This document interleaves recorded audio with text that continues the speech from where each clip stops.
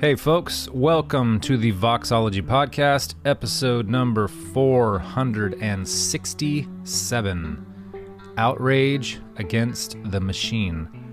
Today we're going to start with some emails that you all have sent in, the first of which was asking and offering feedback on our questions about accessibility and length of series, etc., why we do what we do, what we might change and why, and what we won't change and why, etc., etc.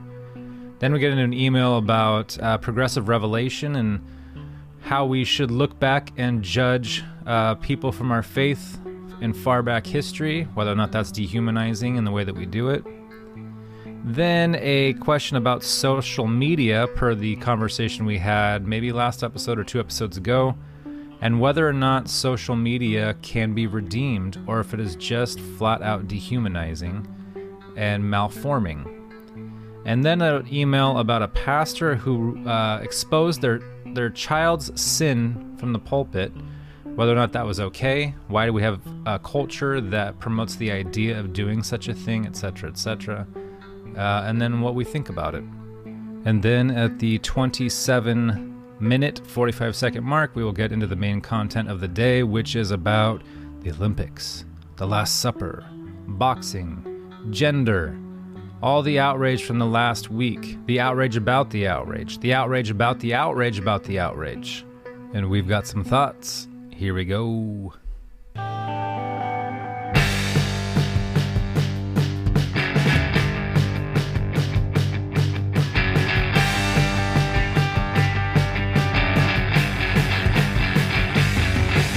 Hey, welcome to Voxology Podcast here. A bit serious.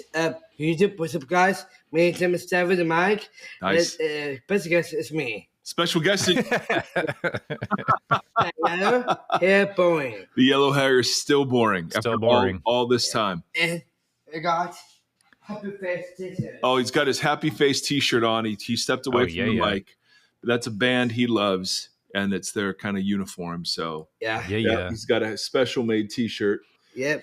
Seth Theory, ladies and gentlemen, on his way to get a haircut and go to Chick-fil-A as a reward. Yeah. Yep. Because why do we need a haircut? Because I'm so handsome. Yes, you are so handsome. Yes. But why else do we need a haircut? What's starting on Monday? High school. High school is starting on Monday already? Yeah. I know, dude. August 5th. That's the dumbest thing. August is a summer month, Tim. I agree. So, check the temperature. Yeah, dude, it's awful. I cannot believe they start this early. But Franklin High School, bro. Yep. Let's do this. Guess what? What? The high school go down, money up. Syndrome down, money up, ladies and gentlemen. Watch out for it on Spotify, huh? Yes, Spotify, guys. If you're new, that's a rap that he and his older brother made. Syndrome down, money up. Money up. That's exactly right. Yes. Yes. We love it. All right. Sevy, we're going to get started, all right? All right. All right. Have fun with your haircut. So handsome. Thank you, Mega. You're welcome, Sevy. Ladies and gentlemen, welcome to the show. We're going to timestamp this because Tim is freaking amazing. We've got a bunch of questions today, and then we want to talk about the Lord's Supper. And Dionysius, if that's how you say it. So we got loads today. Timothy, you okay? Yes. Yeah, I'm ready to cruise. Yes, if you're on YouTube, you can tell Tim got lots of sun, except where he was wearing sunglasses. Yes. So it's not only his blonde hair that looks boring today, it's around his eyes. All right, so we get loads of email, and it's so great. We try to read all of it, even if we can't get back to everybody. I don't normally weigh in on these types of things, but I've been listening to your podcast for a while. You've been reading these emails with listener input about the podcast. My sentiments are fairly summed up by whoever said, it's your baby, do what you want with it. However, since you asked, I want to briefly share my opinion. I started listening to you guys because, all caps, you took 20 plus episodes to go through Revelation. In a world of microwave sound bites called Twitter or X, you actually took the time to go through biblical subjects in a way that honored their importance, complexity, and nuance. You respected the distance between us and those texts geographically, contextually, historically, literarily, and linguistically. And he has a parenthetical, yes. I'm a Bible geek too. Oh, Bible geeks unite. So I'm begging you not to pander to the fast food diet of the masses. Also, if people don't like your banter, they don't have to listen. Yeah, you don't have to live here. I enjoy it. But if others don't, it's not rocket science to skip ahead. And if you're going to drop the banter so you can be more shareable and build a bigger audience, may I remind you that a wise man once said, it's not about being effective, it's about being faithful. Oh, who was that wise man? I know, man. Don't ever quote our own words back to us, okay? First of all. And then, yes, he says he shared a lot of his episodes, and even some of them with my kids. They're high school and college age, and they thoroughly enjoy Seth's appearances. So they will like the beginning of this episode. All right, so here, this is definitely a team banter and team nuance and complexity. And I wanted to read this one for a couple of reasons. First, thank you for taking the time to give us that feedback. Secondly, we're not interested, and I don't know why I feel like I have to say this, but I really want to say this. We're not interested at all in trying to get a bigger audience or pander fast food to the masses. If you're going to drop the banter so you can be more shareable and build a bigger audience. So, because we've really wrestled with this. We've been doing this 9 years. I started this 9 years ago. Tim, how long have you been pilot seat, man? At least 5. At least 5. Yeah, I think a little longer than that. Yeah. And we've never taken really intentional steps to grow this thing or to, we've taken steps to not grow it. Yeah. And so, yeah, believe us, we're not in this to get a bigger audience. Here's what we hear though from the audience that we have. A, I'd love to share this, but B, I can make no sense of your back catalog. C, your website is horribly out of date. D, your titles don't always let me know what the content's about. And E, it's tough to jump in when you're doing a 20 plus long series and I don't know where to start. Yeah. So the goal isn't, at least for us, to get bigger because we want to pander to the masses. The goal is to make this more shareable and make this more discoverable. And if we get bigger, okay. And if we don't, okay. We want to do a better job with the audience that we have rather than worry about, we don't keep track. I mean, I have to ask Tim and then Tim has to think about it for half an hour. We don't do a ton of metric stuff. Although we were introduced to a new metric a couple of weeks ago by a guy named Paul, who said, you should look at how far people listen to your podcasts, which I think is really interesting. Mm-hmm. So, because I was like, oh, I didn't realize people just sort of stop in the middle of it. We've probably lost 25% so far right now. So I don't know. I felt a little defensive around the idea that we're just interested in pandering to masses to get bigger for bigger sake. We've never done that, nor will we do that. I think when we talk about shorter series, what I mean is taking the Genesis series and instead of just calling that To Be Human episode 1 through 2700, saying, how did God create the universe? Episode 1, episode 2, episode 3.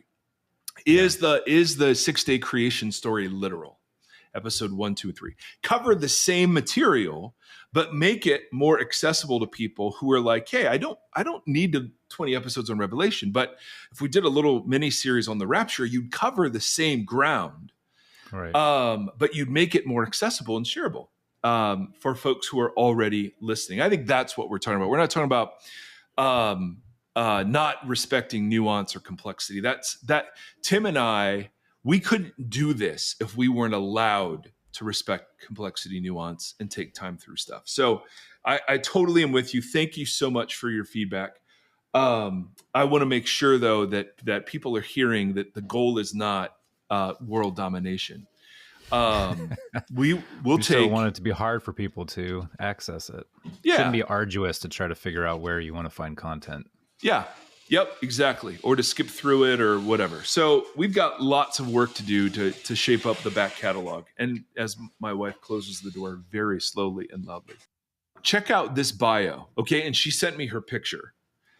I'm a 75-year-old ordained woman who served in a global mission for 42 years, now serving in a multi-ethnic, multicultural, multilinguistic, multinational setting in the somewhat foreign country of Texas. My husband and I have been Ezra Konegdos for 52 years. All right, so that's her bio. Yeah. 75, and she's a rock star. So she gave us some feedback. Thank you. The Tim, on the podcast today, this was the 29th of July, you articulated something I've intensely felt over recent years. How in the world did we get so far in the opposite direction of Jesus? So when you asked that transcendent question, I began to agree. She writes in parentheses, yes, that's it. That should be the question all of us ask, both individually and institutionally. That should cause us to lament much about the human story, close parenthesis.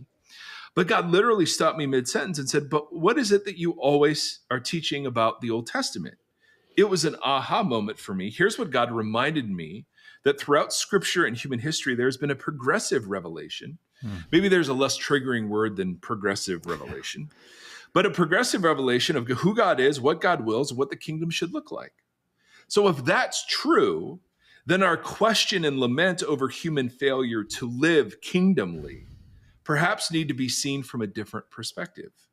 Perhaps instead of lament, we should be in awe that today God is revealing more of who he is and himself more fully to us. Perhaps instead of being angry or whatever each one of us feels at our ancestors, we should be grateful that some tried to live faithfully based on what they knew, trusting that their failures would inform our theological understanding and choices today. Just as our failures will, I pray, inform the theological understanding and choices of our progeny tomorrow. Mm-hmm. There is much to lament, and we should, but I wonder if being disillusioned with our faithful ancestors is another way we fail to dignify human beings. Bro. It's an interesting question. Interesting question. And written by 75, ordained, still kicking butt, married 52 years, and asks a question like that. I love it. And that isn't a very interesting perspective. I do have mercy in my heart for the Israelites, because I realize I reenact their dumbness all over the place, same with the disciples. But I do have a harsher view of earlier Christians, like in America, who were justifying slavery or whatever, knowing that I'm sure there are massive blind spots that we have, that other generations will go, man, those guys were idiots. Absolutely. So I love that. I love that humility. And we should, and so maybe disillusioned isn't the right word. I think lament is a good word there. We should lament the ways in which the church hasn't lived up to the invitation of Jesus. But maybe more gracious with those in our immediate rearview mirror as opposed to those very far away. I love that. Yeah. Yeah, Tim. Yeah. This is another one to you. Uh-oh. Just writing, because I've noticed a pet peeve of mine is when... Did you see this one? No, but I like it already. Kamala's name is mispronounced. It's not Kamala, it's Kamala. It's like if you were just trying to say the word comma with a la at the end. Kamala. Okay? Not trying to be rude, but it's just the Republican Party mispronounces her name on purpose, and it irks my soul. Kamala. You're not being rude. Kamala. Perfect. Thank you. Let's see, 2 more. And then, so timestamp, Kamala. Hey, guys. Love the podcast. You guys were talking about how we deal with social media. I've been in youth ministry for 10 years, and this conversation has always been important. To tie this in with the humanity conversation, is it a responsibility in our human response to God to be a light to the world? I think so. How much more beautiful is the church when we shine at God's light? We could revolutionize social media with that task. Any teaching that seems to lead the church to remove itself from part of the world makes me very uneasy. Isn't that truly the opposite of our calling? Boom. What do you think of that, Timothy? You're probably right. I was thinking about our social media conversation too. And I agree with the general sentiment of we should not withdraw from the world. Jesus never encouraged that. And if he did, he only did it, to pray with the Father, be with his disciples. He was always withdrawing in order to better engage. So totally agree with that sentiment.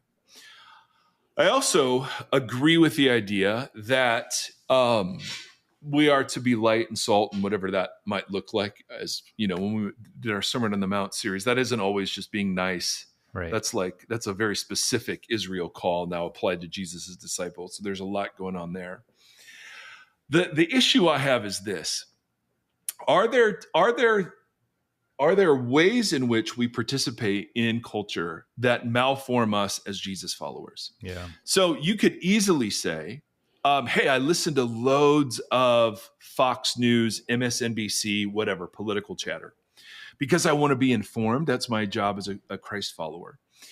But if that listening and participation causes us to not love our neighbor, to be angry and anxious, to be fearful and demeaning, then I would say I would rather us withdraw in order to be faithful rather than to stick it out in the name of being effective. Yeah. To quote a wise man who quoted a wise man. So my question isn't, should there be people on social media who are Christians? My question is rather, does social media consumption and participation malform us so that we're not as faithful in the ways that Jesus would say matter most? Now, of course, there are going to be some people who are eminently qualified and wonderful participants in the social media conversation. Love it, love it, love it.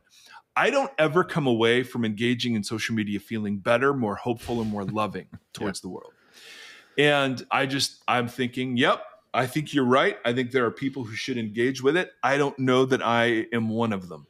Yeah, I wonder if it's like a hands and feet conversation of some people, like I have such bad anxiety and cynicism. It probably isn't best for me to be hanging out on Twitter forever.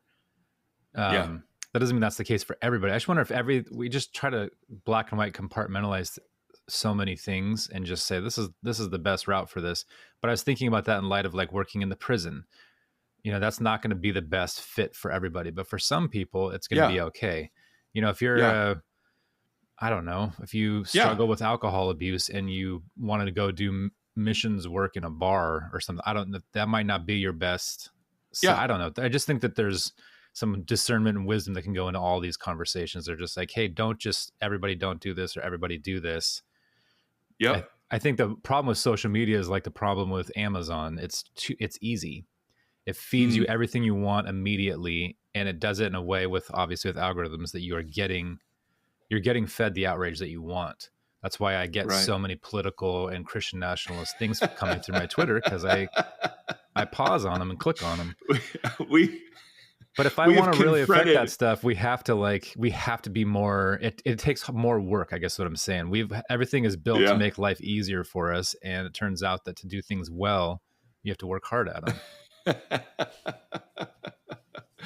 Oh, bro, seriously. There are times we absolutely want to confront our friend Tim Stafford. Well, hey guys, did you read this? And I'll get all caps back. Get off your phone. Get off Twitter. Oh, you poor guy. I know. All right, one more. Timestamp, one more. And our website is in desperate need of updating. We know. We just, we could, that's an expensive proposition. So we're waiting for the Etsy store to take off there. Hey, Voxology. Don't like the website? Go buy a sweatshirt. Yes. Long-time listener, first-time caller. Love that opening. Always. Sorry, some very, very kind words. And this is going back to some of our earlier conversations on parenting.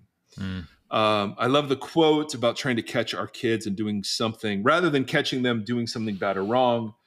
That actually ruins the trust of the approach of staying connected Yeah. My thought is it also ruins the trust that the child has overall in the parent. So when I Yes. recently read a statement that a pastor had prepared and published about their own child-specific sin, in this case, having sex before married, and addressed it in front of their conversation, or excuse me, in front of their congregation, Yeah. I couldn't help but think of your conversation and how damaging it must be for this child to have their parent do this to them. The amount of shame and distrust this would bring is immense. I didn't think this approach was very mature or wise of the pastor. What would you say about this pastor's approach, and how would you approach it differently? And then he put a link to the statement. And because it's public, I'm not going to hesitate. I'm not going to say where it is.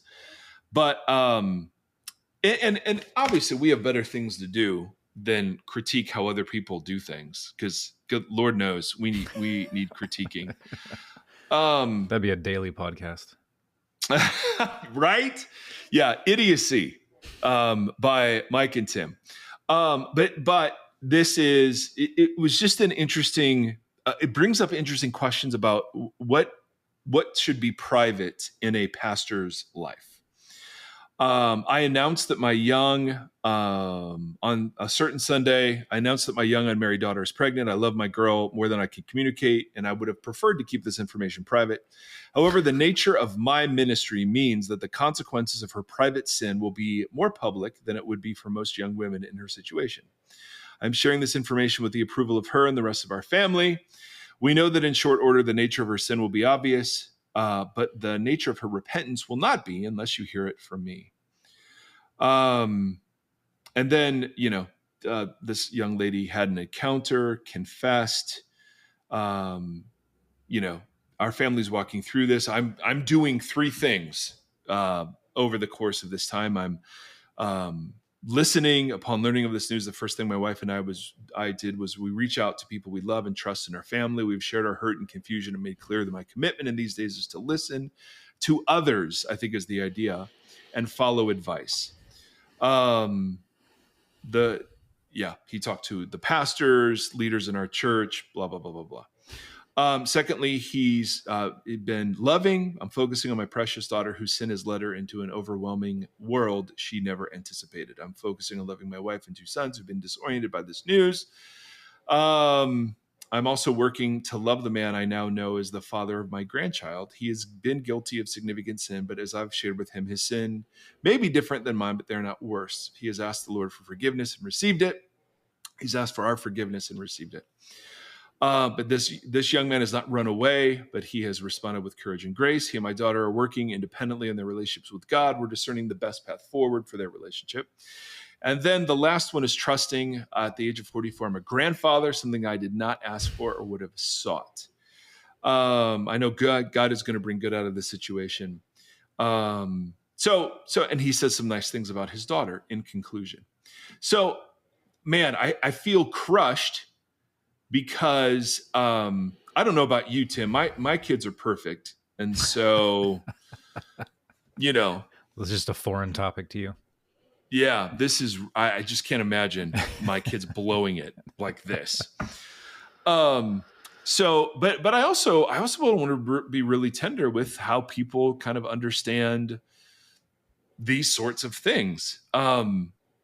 If the question is, hey, Mike and Tim, do you agree with this approach? The answer is 100,000% no. Nope. It's no one's business. And it doesn't matter how important you are to the church. I think I would rather, yeah, exactly. I would rather resign than publicly shame my kid. I'm not saying he publicly shamed his kid. I'm saying it could absolutely feel that way to the kid. And I don't know. Who knows? Who knows what all of this was initially met with? So do I think there are much healthier ways of handling such a thing? Yeah, like not telling the congregation. You know what I mean? Yes. And if your personal holiness demands that you have to make the congregation aware of your sins, well, then let's start with yours. Mm-hmm. And maybe you have, but I mean, let's not just single her out here. And it feels like the only reason it's singled out is because it's public. And so it's public, so I have to make it public. And I can kind of understand that, right? I mean, people are going to see that she's pregnant and they're going to draw conclusions. And I could understand at least the counsel that would say, hey, it'll be better for, yeah. You'll be better for her.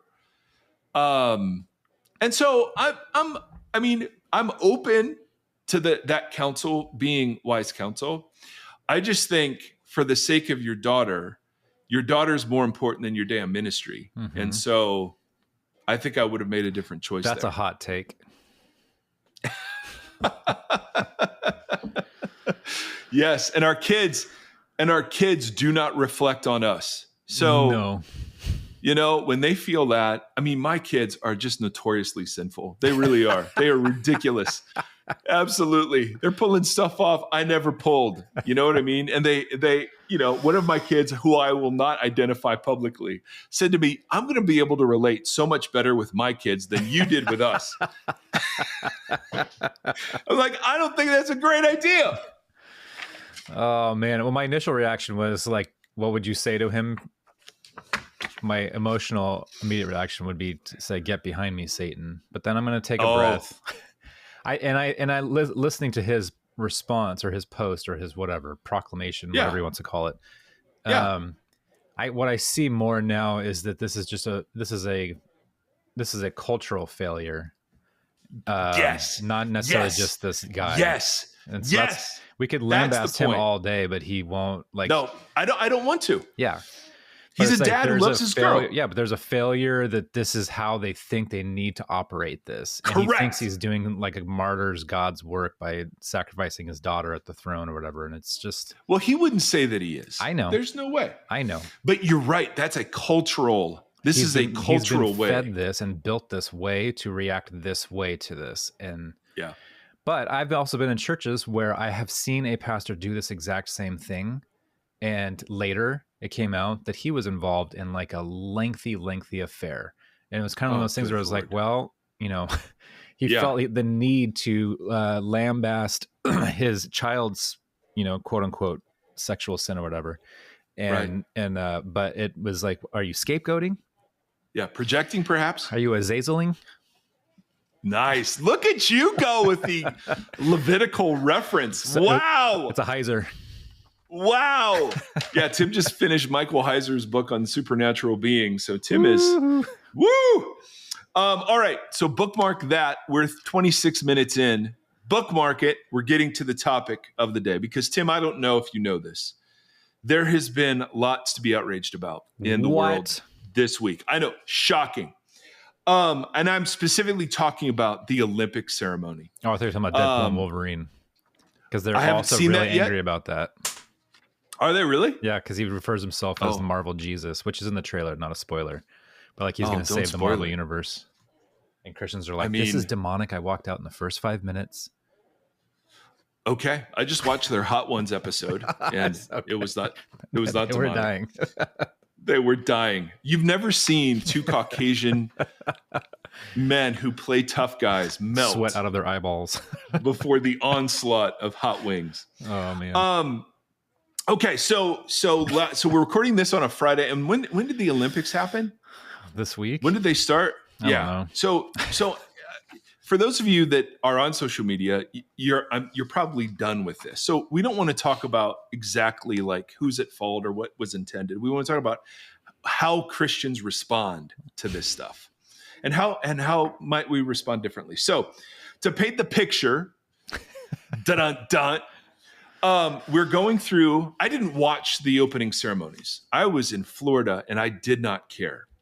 But all of a sudden, one morning I wake up and the social media feed is blowing up with, like images of the Last Supper and trans folks parading around and a headless woman singing and a heavy metal band with flames shooting out of castles. Awesome. And I'm like, I mean, yeah.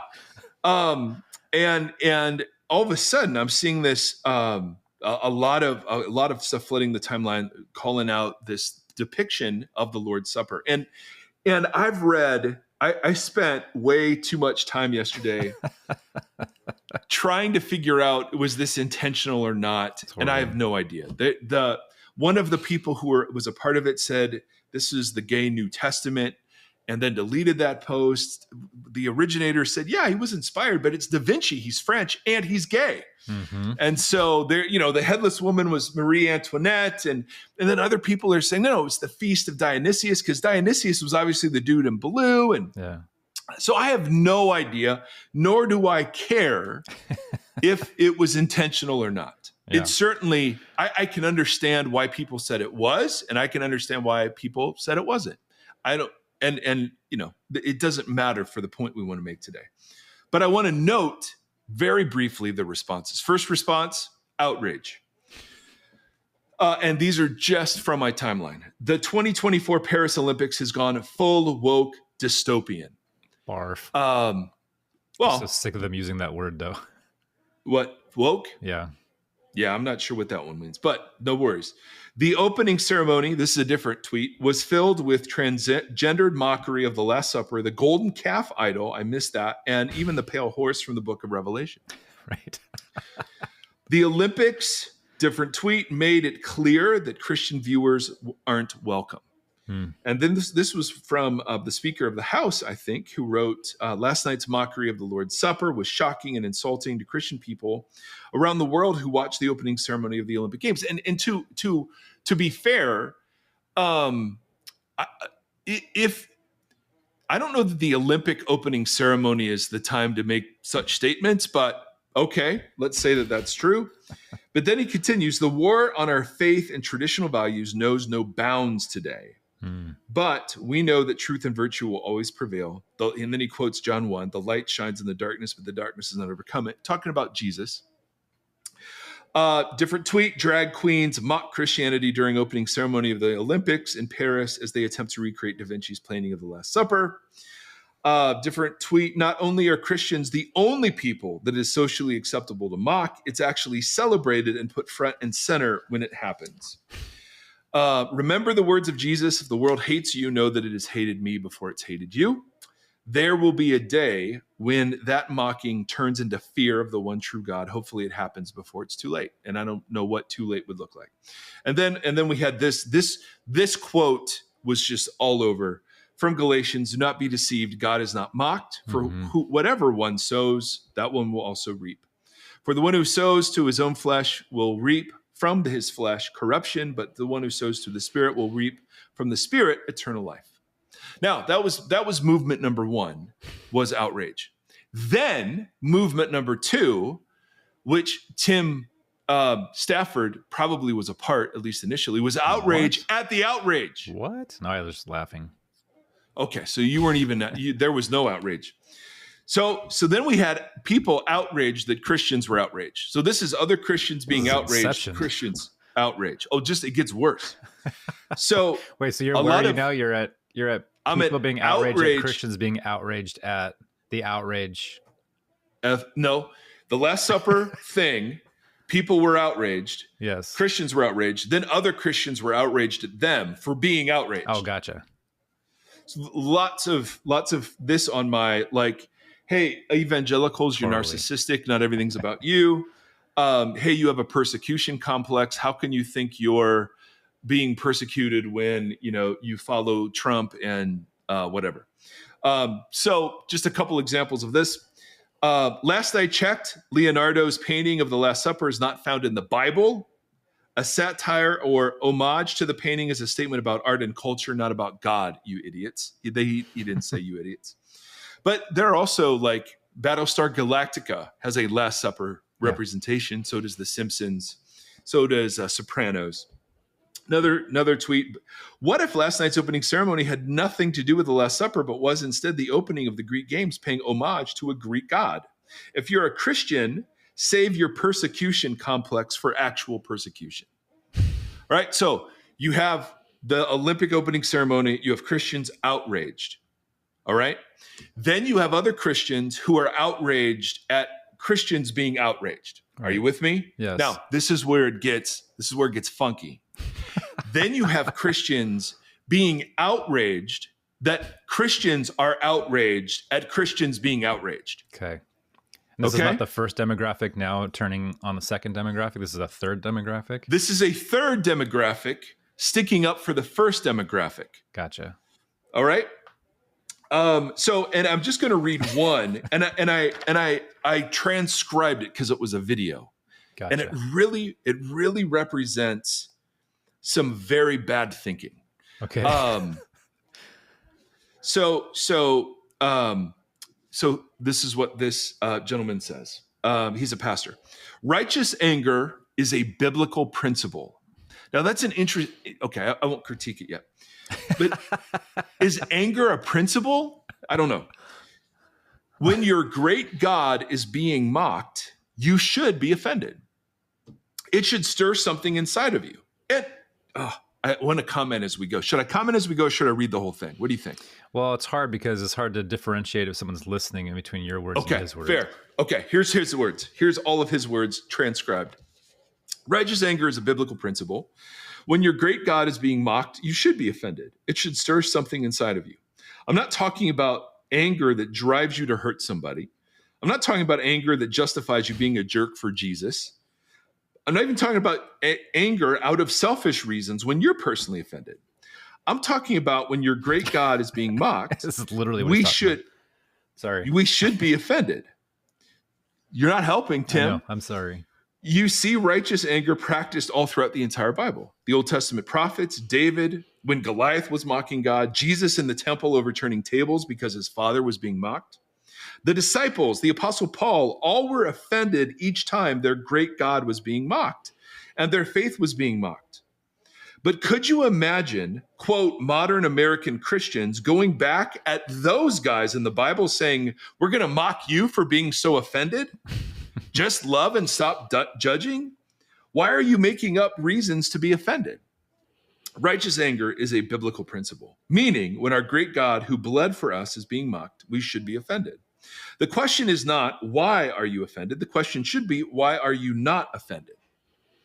Okay, so that was the video, and it perfectly encapsulates the outrage at Christians being outraged at other Christians for being outraged. All right? Oh, man.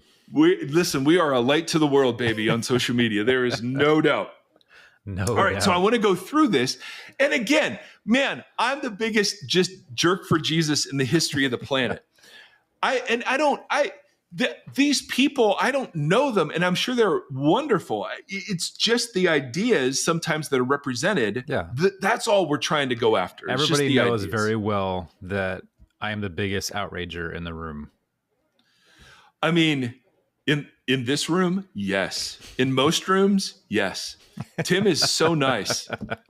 But his therapist is like, just go touch grass, bro. Literally, go touch grass. So good. All right. So I want to go through this. Righteous anger is a biblical principle. Now, it sounds like he's saying that righteous anger is recommended. Mm-hmm. And when we get descriptions of righteous anger, we should read those as prescriptions of righteous anger. Totally. And I would disagree with that. Yeah. When your great God is being mocked, you should be offended. Something should stir inside of you. And yes, for me, when I saw this, I'm like, man, I didn't watch any other part of the ceremony, but I certainly would want my kids, if they were younger, to be able to watch the Olympic ceremonies without a bunch of questions. It was interesting. Somebody contrasted the individualism of the French opening ceremony with the collectivism of the Chinese ceremony, where you had 500 drummers drumming in time. It was just an interesting celebration of two radically different cultures. Which is usually what that's meant to do. Exactly. So in one sense, it was a great celebration, like an accurate celebration of French culture. So it should stir something. Yes. What it stirred in me sadness. I don't know that I took offense. I don't know that I should be offended on behalf of God, but I think there was sadness there. And I like that he says, I'm not talking about anger that drives you to hurt or justifies being a jerk, not even being personally offended. So thank you for those nuances. I'm talking about when you see your great God being mocked, you should be offended. And then he points to righteous anger practiced throughout the entire Bible. Now, here's what's interesting. In all of his examples, the righteous anger was directed at followers of God, not at unbelievers. Correct. So he actually is making the opposite point of the point he thinks he's making. Yeah. So I even looked up the David story, and David was disgusted with Israel for not going and confronting this, uncircumcised Philistine who defies the armies of the. So his anger wasn't at Goliath. His anger was actually at Israel. So it's fascinating. The Old Testament prophets were angry at God's people. David angry at God's people. Jesus at the temple angry at God's people. It was when God's people who didn't act like God's people that righteous anger was appropriately used. Yep. Even Jesus with the whip at the temple, right? God's people. Which has been brought up so much lately, not just with this, but that the table flipping has been. Oh my goodness. Well, here's one great line. I don't know who tweeted this, but it's a great line. Jesus didn't say go and do likewise after he fashioned a whip and flipped tables. He said go and do likewise after the Good Samaritan showed mercy to his neighbor. Amen. Or as Dallas Willard, my favorite dude ever says, Willie. I can trust Jesus with a whip when I cannot trust myself with one. Yeah. Right? Or even less than that. Yeah, totally. So I just think, yes, is righteous anger real in the Bible? Yep, it sure is. But I find it interesting that it's rarely, if ever, directed at unbelievers. Rather, it's directed at the church. Mm-hmm. So when I first saw this, my first thought wasn't, oh, how blasphemous. Although, man, I think that if you're coming from the LGBTQ community, having a transgender Last Supper is kind of like the biggest sort of, F you can say like to the Christian community. I get that. But I'm also sitting there going, I think I know how we're going to respond to this, and I grieve this. I grieve that my kids probably the response or the. Are you What's saying that? you grieve the response, or you grieve the actual Last Supper? I grieve both. Yeah. Because I also understand. I mean, I grew up. The big thing when I was in college was somebody put a crucifix in a jar of urine, and it was called Piss Christ. I kid you not. And there was a massive debate when I was in college about free speech and how you should handle that. And so mockery of Jesus has been around since day one. I mean, the crucifixion itself is mockery. So I'm not personally offended when people look at the Christian story the way it's been portrayed in a lot of our lives and go, this is really awful. That's the key for me. Like I yeah. Two say it. No poops. Rats. Yep. About ding dongs. Like when I saw the ceremony, I didn't think anything of it, especially because it's like that painting's not a Christian painting. Right. It's a work. I mean, it's just like it's banana. Like if they were acting out the actual Last Supper and playing on something just to deliberately mock, but it's like it's not. It's a work of art by a French painter who was gay. Like it's just. It takes for days. 10 seconds to unravel that. Right. And plus too, what do you always say in the culture war conversation? How often do you say Jesus doesn't need our saving? We're going there, Tim. So the clean up your own house thing, like just right. Yeah. Well, I just thought this was such a great example. Wait, one last thing with that, just real quick. Like do it. Are they mocking Jesus? Maybe. But I feel like more they're mocking exactly what you said at the end there. The way that the church has represented Jesus and what Jesus is about for eons now. And that's ripe for mockery. Yeah. So here's Paul's words. So contrast the righteous anger guy with the Apostle Paul. Bless those who persecute you. Bless and do not curse them. Rejoice with those who rejoice. Weep with those who weep. Live in harmony with one another. Mm-hmm. Do not be haughty, but associate with the lowly. Never be wise in your own sight. Repay no one evil for evil, but give thought to do what is honorable in the sight of all. If possible, so far as it depends on you, live peaceably with all. Beloved, never avenge yourselves, but leave it to the wrath of God, for it is written, vengeance is mine, I will repay, says the Lord. To the contrary, if your enemy is hungry, feed him. If they're thirsty, give them something to drink. For by doing so, you will heap burning coals on his head. Do not be overcome by evil, but overcome evil with good. It's pretty clear. So it does seem that way, doesn't it? Now, there were two, there are two bits of advocating for how Christians should respond going forward. All right, so we have outrage, outrage at outrage, outrage at outrage at outrage. Then we have the takes of, okay, so how should we go forward? Elon Musk, follower of Jesus clearly, says, unless there is more bravery to stand up for what's fair and right, Christianity will perish. And I would argue that Jesus would argue that Christianity perishes exactly when Christians stand up and fight. Mm-hmm. So you quote Paul there, and then there was this other guy who's a very well-known rabble rouser on the tweets. He said, if France had mocked Islam, there would have been a war in the streets, but they know the cost of mocking Christianity will draw no serious response whatsoever. Ask yourself why that is. Okay, well, could it be that the guy we follow said, bless those who persecute you and love your enemies? Maybe that's why. Maybe that's why. There's another very... this is hypervigilance. So one response is to fight. Another response is to withdraw in Christian bubbles. So in my view, this author says, the blasphemous depiction of drag queens mimicking the Last Supper was a bold statement by the Olympic producers in collaboration with Euro globalists, signaling their intent to reshape the world in their own distorted image. The act symbolically declares that the New World Order they envision seeks to systematically dismantle the Judeo-Christian values that have underpinned Western civilization. So how can we respond? Faithfully building strong churches, discipling biological and spiritual children to establish enduring generational legacies, and by developing parent-controlled educational systems in schools. What was the biological what? Biological and spiritual children to establish enduring generational legacies. This is the classic, hey guys, have more babies than they do and raise them Christian. But then I love developing parent-controlled educational systems and schools. Now, this author also has some really great things to say, like seek the good of your city, like raise up like solid Christian people in law and in media. So it's not just the like go into your bubble, but that first paragraph certainly kind of represented that thinking. Well, it's hard not to read those other things in lieu of that first paragraph. Right. Yeah, that's true. True. So all this is to say, the reason we're going through this is because in our To Be Human series, we're talking about ruling and reigning and the exercise of power, imaging, what it is, imaging. And so, yes, it is not shocking that people who do not know Jesus image God poorly. We all image something.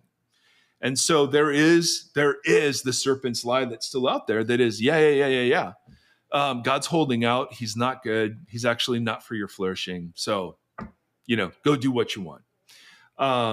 And that before that lie hit the 21st century American culture, it's been embedded in every culture, every person ever since.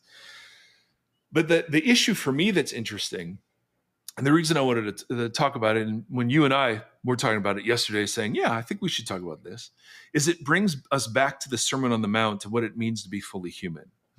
There are reasons to be righteously angry. I'm not sure this is one of them.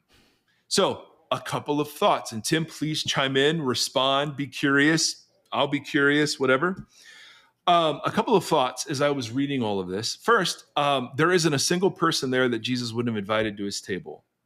Now, that doesn't mean they would have responded, but it's interesting that the picture they use to mock the exclusivity of Christians is actually the picture that paints Jesus in the most inclusive light. Now, not every sinner wanted to be with Jesus. Not every sinner repented, not whatever, but they were all invited to the table. Welcome. Yeah. Yeah. So I saw him like, again, I don't know if it was intended to mock.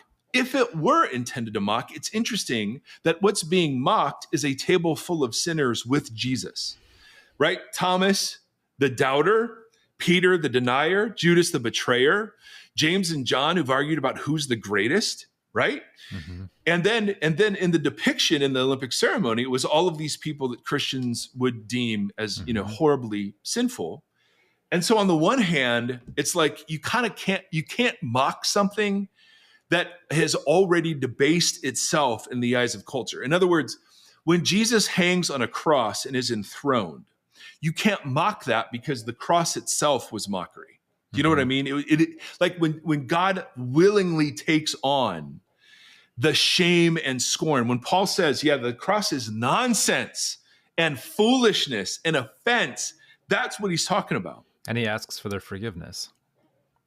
And he doesn't forgives say them. like, screw these mockers, look what they're doing, pick up your sword now, Peter, go find it, pick it back up, and then go ravage for me. So that was one thing that came into my brain, was like, Jesus would have eaten with these people. And we would all have been scandalized. The scandal we felt if Jesus of Nazareth was there would have been the scandal we would have felt. With. Yeah. Yes. We're the Pharisees. Yes.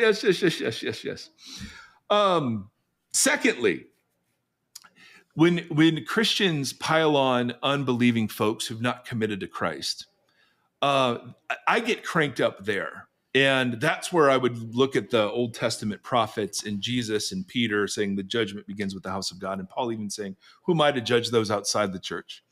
So to me, the bad behavior of Jesus followers, including myself, is the first thing I'm thinking about. It's not the bad behavior of other. Andy Stanley had this great line years ago. He just said, I expect Christians to act like Christians and non-Christians to act like non-Christians.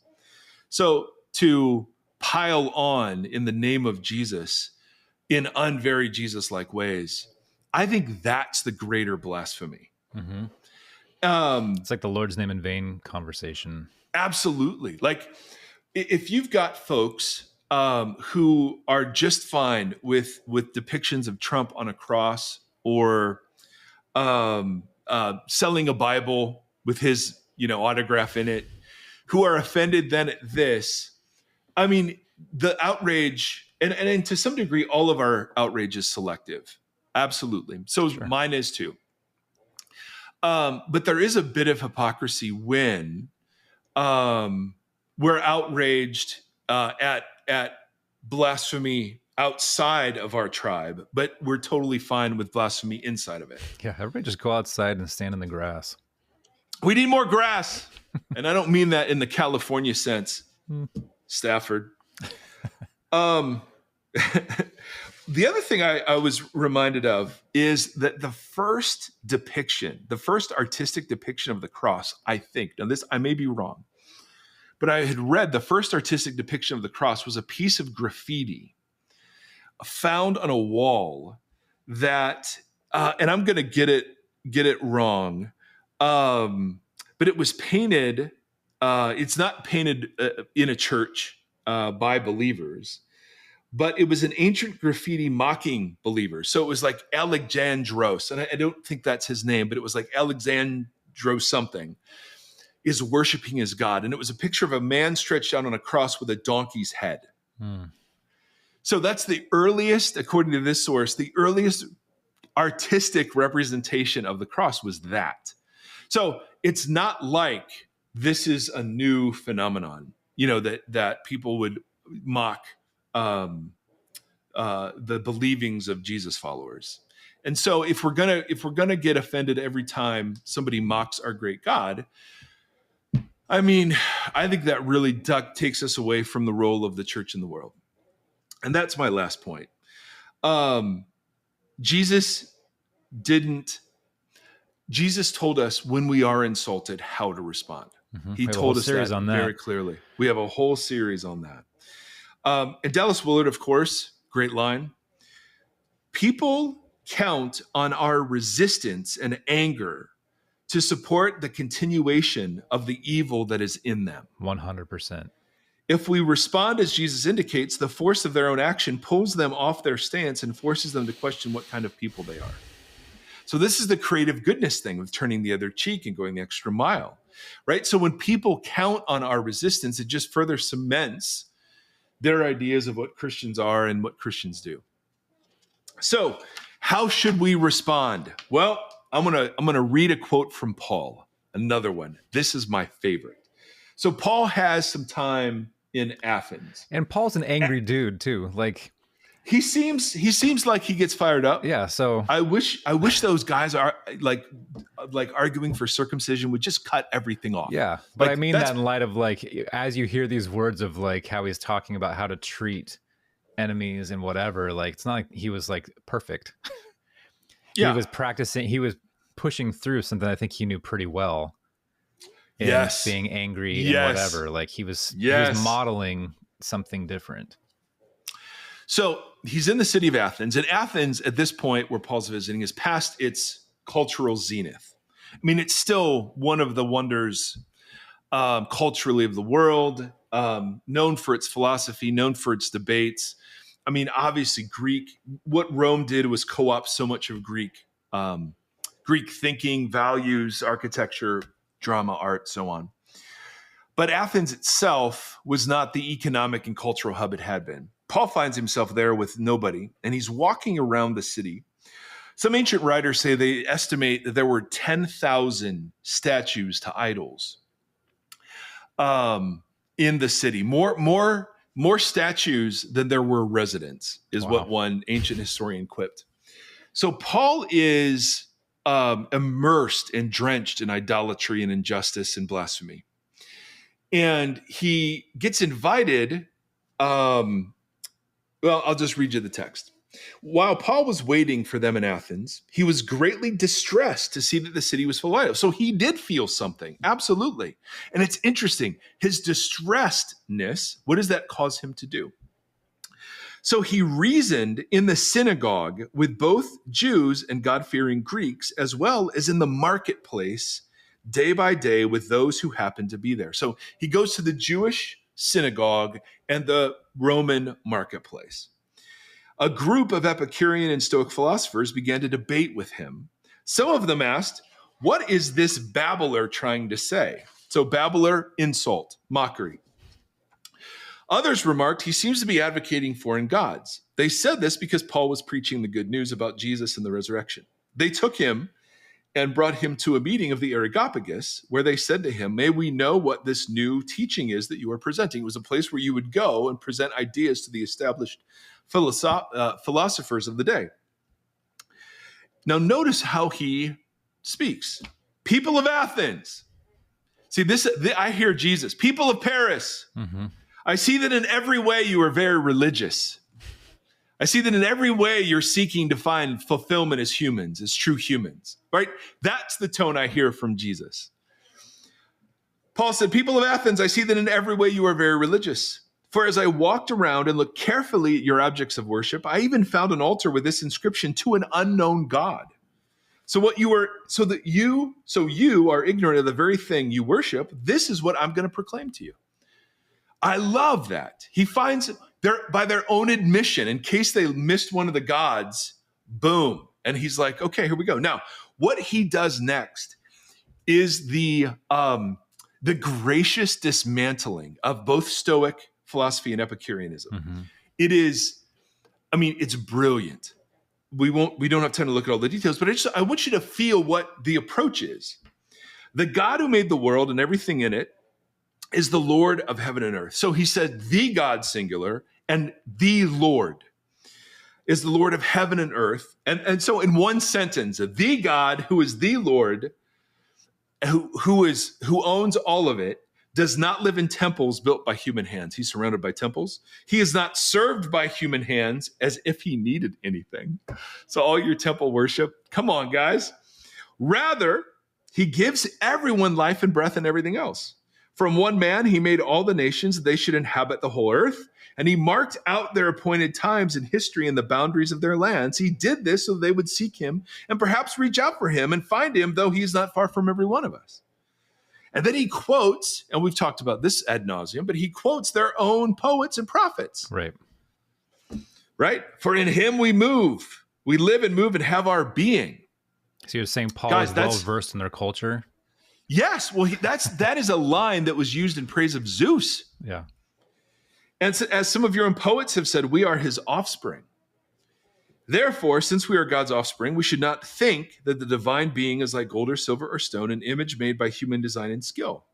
In the past, God overlooked such ignorance, but now he commands all people everywhere to repent. For he set a day when he will judge the world with justice by the man he's appointed. Notice he's not appealing to hell. He's not using the 10 commandments.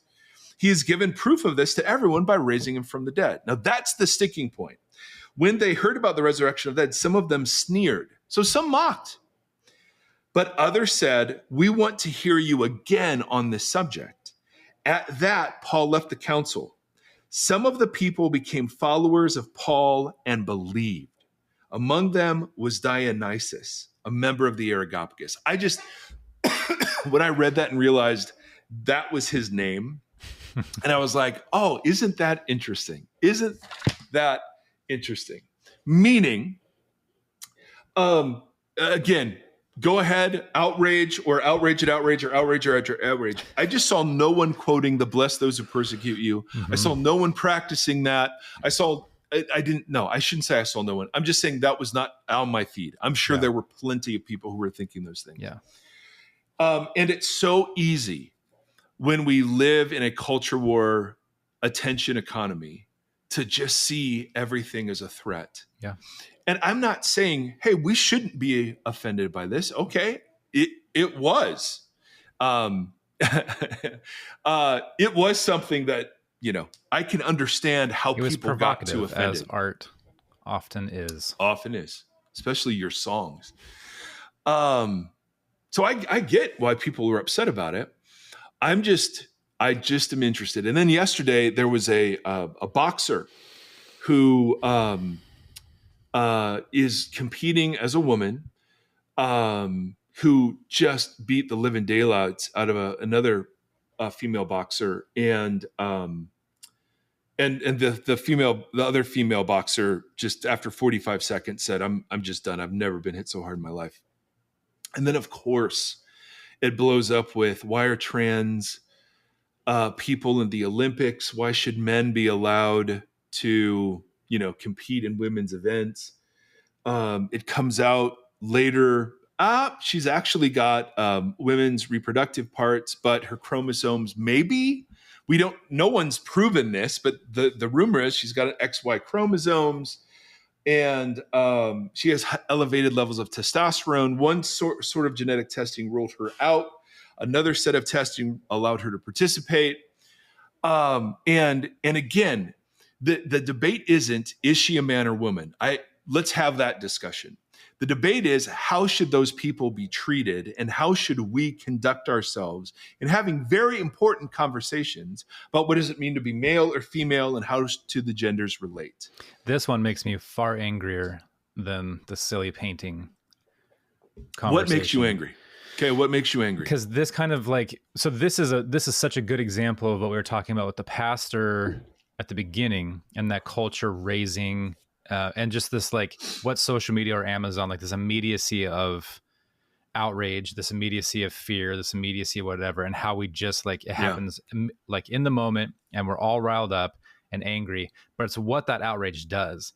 Now the outrage towards the painting is whatever, people are trying to justify it or having these angry conversations, but the outrage over this is going to lead to more transphobia and more people being harmed. That boxer, she's in danger. There are people out there that are so angry and so outraged over something they don't even understand. Mm-hmm. And there's going to be human suffering because of that. Yeah. And that's what really pisses me off. Yeah. Well, and it was a classic rush to judgment. I mean, all of these people, they saw the video is ugly.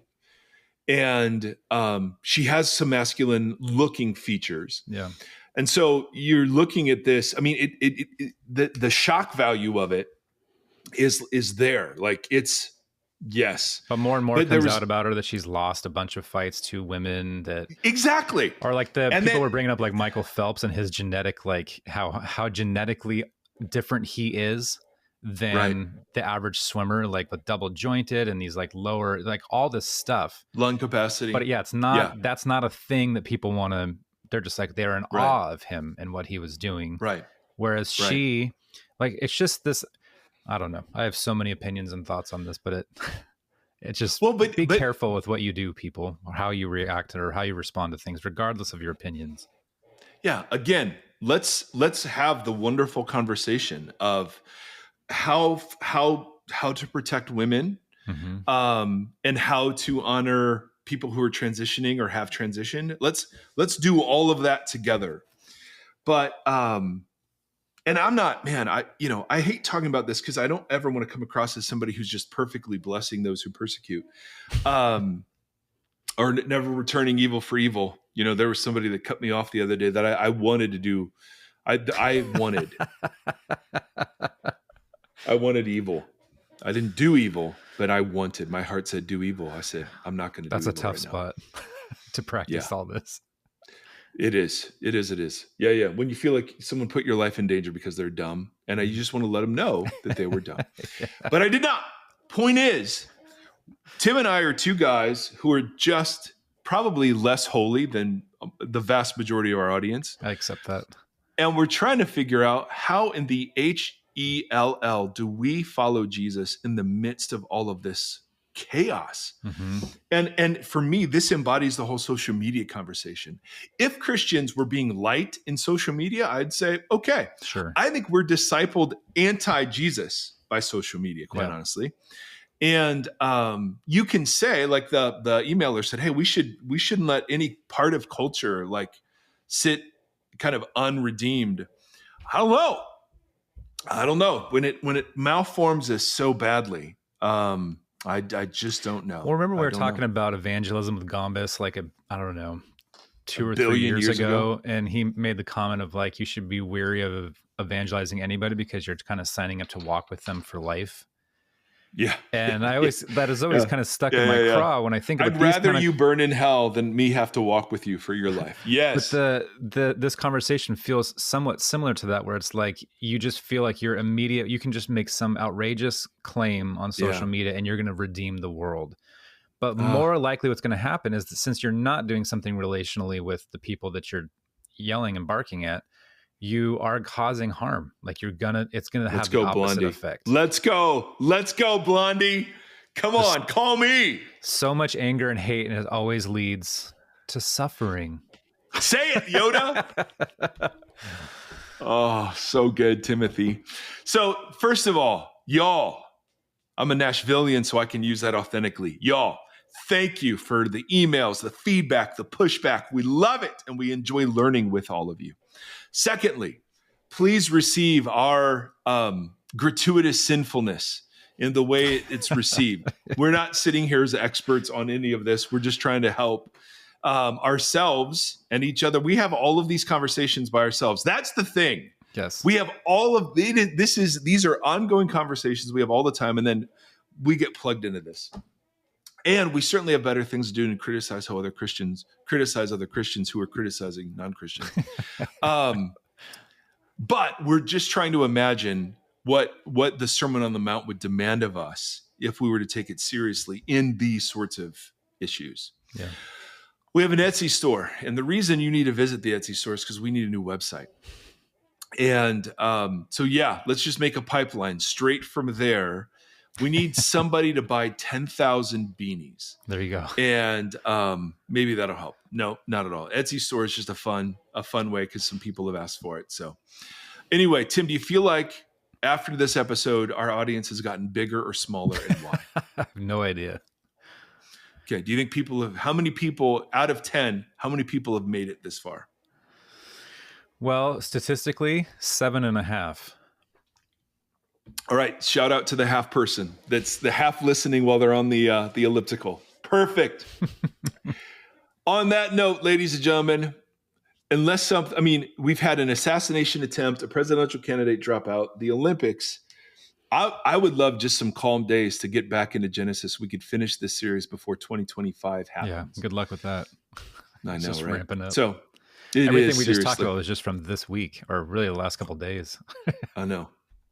It's absolutely nuts. Anywho, hope something of this is helpful, friends. We're so grateful to be a small part of your life.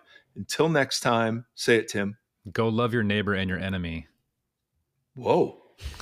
Oh, I thought there was a bye coming. Oh, but bye. no. You're dropping rocks.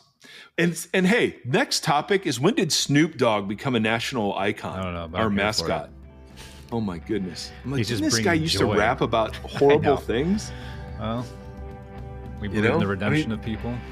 That's true. I mean, I didn't. Maybe I rapped about horrible things and I've just forgotten. Anyway, bye. Bye. Bye.